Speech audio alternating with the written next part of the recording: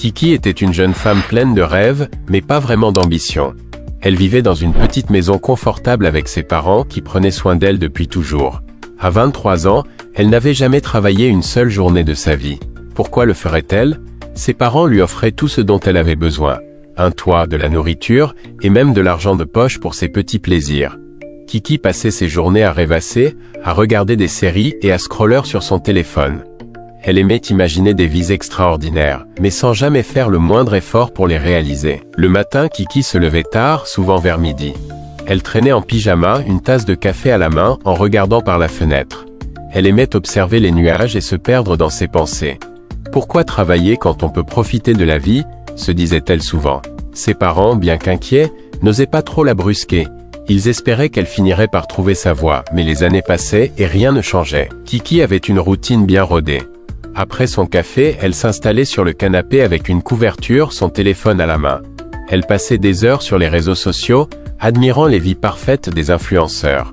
Elle rêvait de voyages exotiques, de vêtements de luxe, et de soirées glamour. Mais dès qu'une idée d'effort ou de travail lui traversait l'esprit, elle la chassait rapidement. « Ce n'est pas pour moi », pensait-elle. « Je trouverais bien un moyen facile de réussir. » Ses parents, eux, commençaient à perdre patience. Ils voyaient bien que Kiki ne faisait aucun effort pour devenir indépendante. Sa mère, en particulier, s'inquiétait pour son avenir. « Et si quelque chose nous arrivait, comment fera-t-elle pour se débrouiller toute seule ?» disait-elle souvent à son mari. Mais Kiki, elle, ne voyait pas le problème. Elle était persuadée que tout irait toujours bien comme par magie. Un jour, sa mère tenta de lui parler. « Kiki, tu ne peux pas continuer comme ça, tu dois penser à ton avenir. » Kiki haussa les épaules. « Mon avenir ? Tout va bien maman, pourquoi t'inquiéter ? Parce que la vie n'est pas toujours aussi simple ma chérie. Tu dois apprendre à te débrouiller seule. »« Mais je suis bien comme ça, répondit Kiki avec un sourire. Pourquoi changer quelque chose qui fonctionne ? Cette réponse laissa sa mère sans voix. Elle comprit que Kiki ne changerait pas d'elle-même. Il fallait faire quelque chose et vite. Ce soir-là, elle en parla avec son mari. Nous devons lui donner une leçon, elle ne comprendra jamais tant qu'elle n'aura pas goûté à la vraie vie. Son père acquiesça. Tu as raison, mais comment faire ? Nous ne pouvons pas simplement la jeter dehors. Non, bien sûr, mais nous pouvons lui donner un coup de pouce pour commencer. Elle doit apprendre à vivre seule, à gérer son argent et à prendre ses responsabilités. Pendant ce temps, Kiki continuait sa vie paisible, inconsciente des discussions de ses parents. Elle ne se doutait pas que son petit monde allait bientôt être bouleversé. Pour elle, tout était parfait, elle avait tout ce qu'elle voulait, sans effort. Pourquoi changerait-elle ? Les jours passaient, et Kiki continuait de vivre dans son petit monde, insouciante et détachée des réalités de la vie. Ses parents, Fatou et Moussa, ne pouvaient plus ignorer la situation. Chaque matin, ils la voyaient traîner en pyjama, une tasse de café à la main, sans aucun plan pour la journée. Elle passait des heures à rêvasser ou à scroller sur son téléphone, sans jamais se soucier de ce qui l'attendait dans le futur. Cette routine, qui avait semblé inoffensive au début, devenait de plus en plus préoccupante. Un soir, alors que Kiki était enfermée dans sa chambre à regarder une série, Fatou et Moussa s'assirent dans le salon pour discuter. Fatou, visiblement inquiète, croisa les bras et fixa son mari. « Nous ne pouvons pas continuer comme ça, dit-elle d'un ton ferme. Elle ne fait rien de ses journées, elle ne travaille pas, elle ne cherche pas à apprendre quoi que ce soit, et elle dépend entièrement de nous, ce n'est pas normal. » Moussa, qui lisait un journal, posa lentement ses lunettes et regarda sa femme. « Je sais, Fatou, mais que veux-tu qu'on fasse, elle est encore jeune. Peut-être qu'elle finira par trouver sa voie. » Fatou secoua la tête avec frustration. « Jeune ? Elle a 23 ans, Moussa. À son âge, nous avions déjà des responsabilités. Nous travaillions dur pour construire notre vie. Et regarde-la.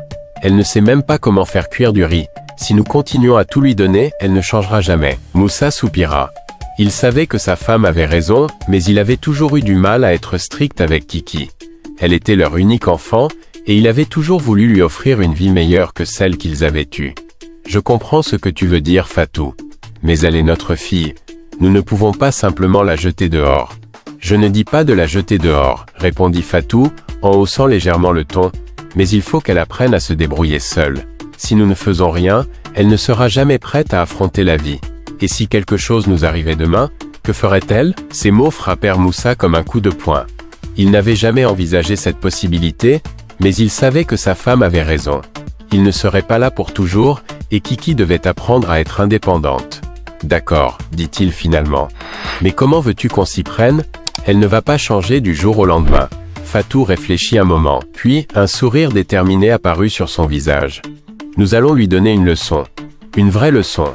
Elle doit comprendre ce que c'est que de vivre seule, de gérer un budget, de prendre des responsabilités. Nous allons lui demander de quitter la maison. Moussa écarquilla les yeux. Quitter la maison? Fatou, tu es sérieuse? Oui Moussa, c'est la seule solution. Nous lui donnerons un peu d'argent pour commencer, mais après, elle devra se débrouiller. Elle doit apprendre à vivre par elle-même. Moussa hésita. L'idée de voir sa fille partir lui brisait le cœur, mais il savait que c'était nécessaire. Très bien, dit-il finalement. Mais nous devons lui expliquer les choses avec douceur, elle risque de mal le prendre. Le lendemain matin, Fatou et Moussa décidèrent de parler à Kiki.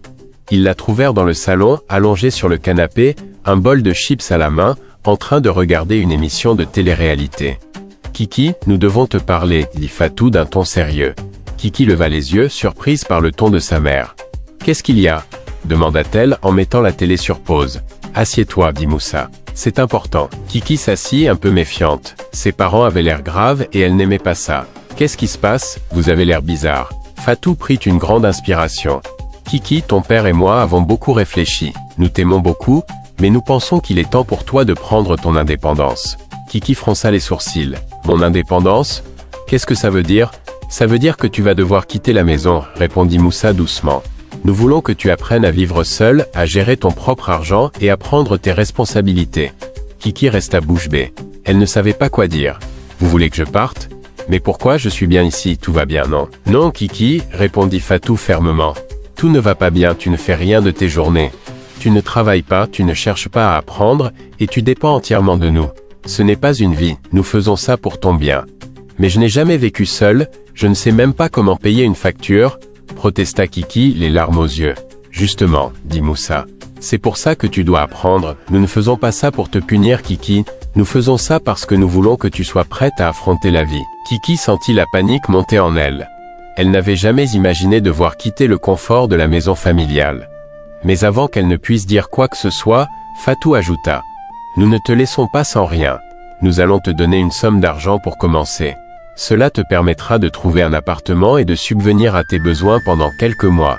Mais après, ce sera à toi de te débrouiller. » Ces derniers mots firent tilt dans l'esprit de Kiki. Une somme d'argent, elle n'avait pas pensé à ça. Peut-être que ce ne serait pas si terrible après tout. Avec de l'argent, elle pourrait s'installer dans un bel appartement, acheter tout ce qu'elle voulait, et continuer à vivre comme elle l'entendait. Elle essuya ses larmes et regarda ses parents. « D'accord, » dit-elle finalement. « Si c'est ce que vous voulez, je vais partir. Mais je vais très bien m'en sortir, vous verrez. » Fatou et Moussa échangèrent un regard. Ils savaient que Kiki ne comprenait pas encore la réalité de la situation, mais ils espéraient qu'elle finirait par apprendre. « Nous sommes fiers de toi, Kiki, » dit Fatou en souriant. « Nous savons que tu peux y arriver. » Le jour du départ de Kiki arriva plus vite qu'elle ne l'avait imaginé.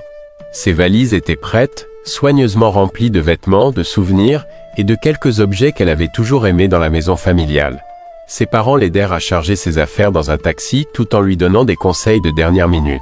« N'oublie pas de vérifier tes factures chaque mois, » dit Fatou, les bras croisés, l'air inquiet. « Et fais attention à ton budget, » ajouta Moussa. « Ne dépense pas tout d'un coup. » Kiki, cependant, semblait confiante. Elle souriait, excitée par cette nouvelle aventure. « Ne vous inquiétez pas, je vais très bien m'en sortir. Vous verrez, je suis prête pour ça. » Elle embrassa ses parents rapidement avant de monter dans le taxi. Fatou la regarda partir avec un mélange de fierté et d'inquiétude. « Elle ne sait pas encore ce qui l'attend, » murmura-t-elle à Moussa. « Elle apprendra, » répondit-il doucement. « C'est le but de tout ça. » Kiki arriva dans son nouvel appartement, un petit 2 pièces situé dans un quartier agréable. Elle avait choisi cet endroit parce qu'il était moderne et lumineux, avec de grandes fenêtres qui laissaient entrer beaucoup de lumière naturelle. Elle passa la journée à déballer ses affaires et à décorer l'espace à son goût. Elle accrocha des rideaux colorés, disposa des coussins sur le canapé et installa une grande télévision dans le salon. Elle se sentait fière de son nouvel espace, persuadée qu'elle avait tout ce qu'il fallait pour réussir. Le soir venu, Kiki s'installa sur son canapé avec un bol de chips et son téléphone. Elle regarda autour d'elle, satisfaite. « C'est parfait, » pensa-t-elle. « Je peux vivre comme je veux, sans que personne ne me dise quoi faire. » Elle passa la soirée à regarder des séries comme elle le faisait chez ses parents, et alla se coucher tard, convaincue que cette nouvelle vie serait aussi simple que l'ancienne. Les premiers jours furent effectivement faciles. Kiki avait de l'argent, un bel appartement, et tout le temps du monde pour faire ce qu'elle voulait. Elle commandait des repas en ligne, achetait des vêtements sur Internet et passait ses journées à se détendre. Mais rapidement, des petits problèmes commencèrent à apparaître. Un matin, elle reçut sa première facture d'électricité. Elle ouvrit l'enveloppe et resta figée en voyant le montant. « C'est une blague », murmura-t-elle. Elle n'avait jamais pensé à l'électricité comme quelque chose qu'il fallait payer. Chez ses parents, tout semblait gratuit. Elle posa la facture sur la table, décidant de ne pas s'en occuper tout de suite. « Je verrai ça plus tard », se dit-elle. Mais les factures ne s'arrêtaient pas là. Quelques jours plus tard, elle reçut une facture pour l'eau puis une autre pour Internet. Chaque fois, elle ressentait une montée de panique. Elle réalisa que l'argent que ses parents lui avaient donné ne durerait pas éternellement. Elle commença à réduire ses dépenses, mais cela ne suffisait pas. Elle avait toujours vécu dans l'instant, sans jamais penser à l'avenir, et maintenant, cette habitude commençait à lui poser problème. Un soir, alors qu'elle était assise sur son canapé, Kiki se sentit submergée par l'inquiétude. Elle regarda autour d'elle, et pour la première fois, son appartement lui sembla vide et froid. Elle se rendit compte qu'elle se sentait seule. Chez ses parents, il y avait toujours quelqu'un pour lui parler, pour l'aider, pour s'occuper d'elle. Ici, elle était livrée à elle-même.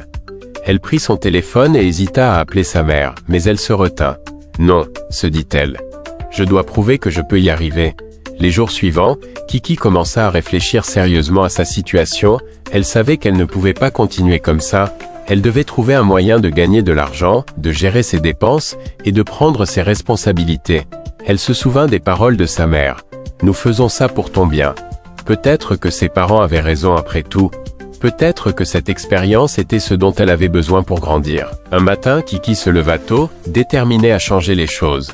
Elle fit une liste des choses qu'elle devait faire, chercher un emploi, apprendre à gérer un budget et organiser ses factures. Ce ne serait pas facile, mais elle était prête à essayer. Elle se rendit compte que pour la première fois de sa vie, elle prenait une décision par elle-même. Et cela lui donna un sentiment de fierté qu'elle n'avait jamais ressenti auparavant. Kiki savait qu'elle avait encore beaucoup à apprendre, mais elle était prête à relever le défi. Elle se promit de ne pas abandonner, même si les choses devenaient difficiles. Elle voulait prouver à ses parents, et à elle-même, qu'elle pouvait réussir. Et bien qu'elle ne le sache pas encore, ce premier pas vers l'indépendance allait marquer le début d'un nouveau chapitre dans sa vie.